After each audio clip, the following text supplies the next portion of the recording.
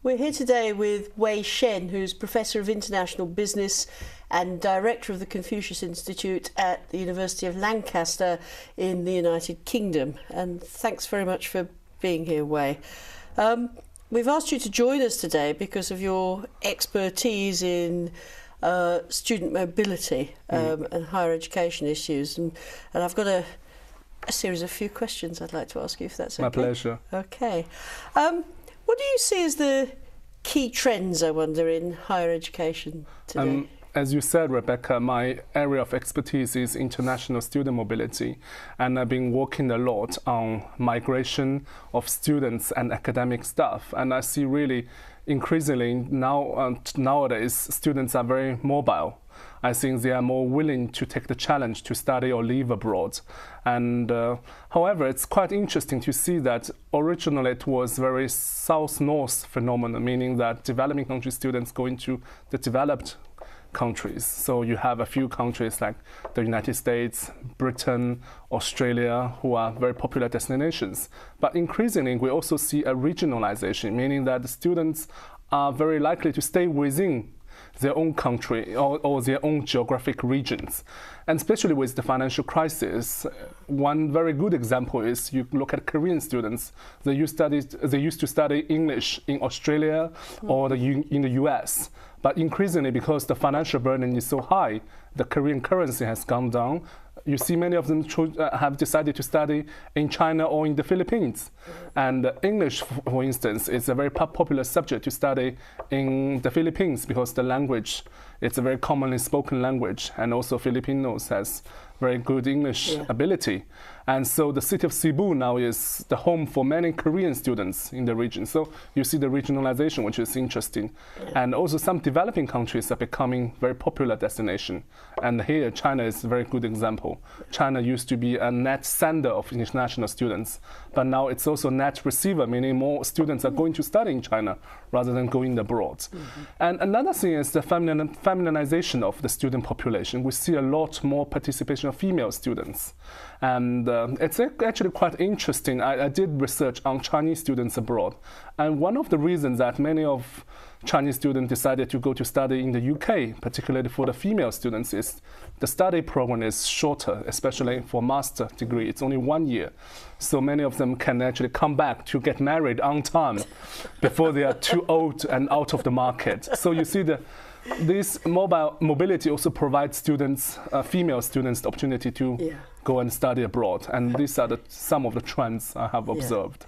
I know, Wei, that you've got a very interesting background yourself in that you're from China. I know that you've lived and worked in a number of European countries, and you now work in the UK. I'm wondering what kind of different attitudes you see towards mobility kind of across all the places you've lived and worked and studied. I think for me, the mobility has really been the most important factor of my academic career, because, as you said, I have lived, I think, around 6-7 European countries for either work or studies or both. And I think that's really important because that opens so much more opportunities. However, mobility is not the same for each country. And take Holland, for instance, the Netherlands. Mobility is almost taken granted because the country is so small. And when you're born, you have to work or study abroad.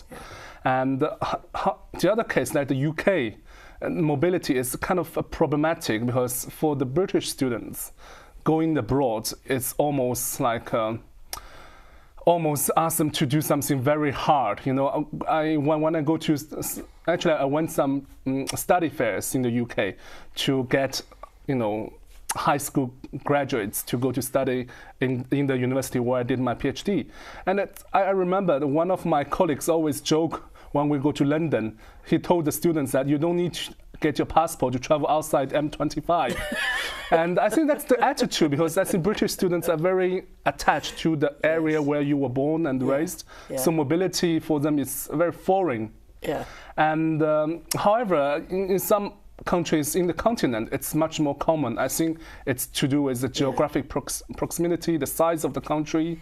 And on the other hand, on China, mobility is viewed as a very important success factor for your career. Because actually, we said to the students who have studied abroad in the 90s or early 2000s, we say it's almost like gold plating. When you go abroad, you kind of cover yourself with gold because you have got a foreign degree, which is something very different from your peer group. So it's a way of getting social capital. Exactly. Capital. It's you accumulate the social capital. The degree is part of the social capital, but more importantly is the social network, the intercultural competences. How do you think UK students might be encouraged to shift to become more mobile? I think first of all is the language issue. I think many British students are very in their comfort zone because English is the most widely spoken language, and I think language education hasn't been that successful in the UK, and you see many language departments are declining, especially in modern European languages. So I think we should invest more in language education because in that way the students will feel more comfortable when they go to study abroad. And you see that comparison with UK and France and UK and Germany, where in France and Germany foreign language education play a much more important role than the UK.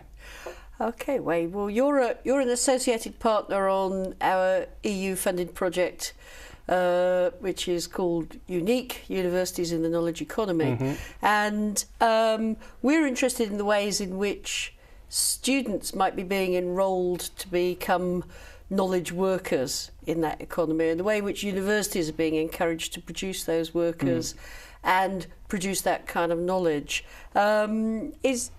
Is this something you see happening in the context in which you're working? And I wondered what you think the implications are of those kinds of changes for how we conceive of a university and what a university is. I think it's a very interesting question that you have pointed out.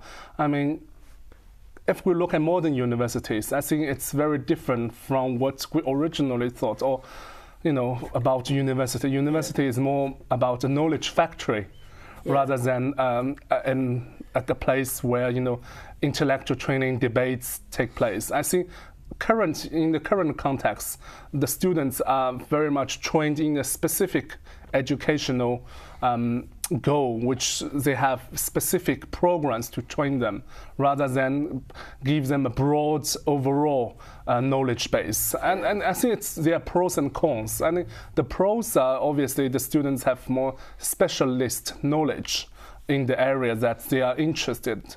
But what you see in a lot of the contexts where I have lived or worked, the students have very few general knowledge about the world.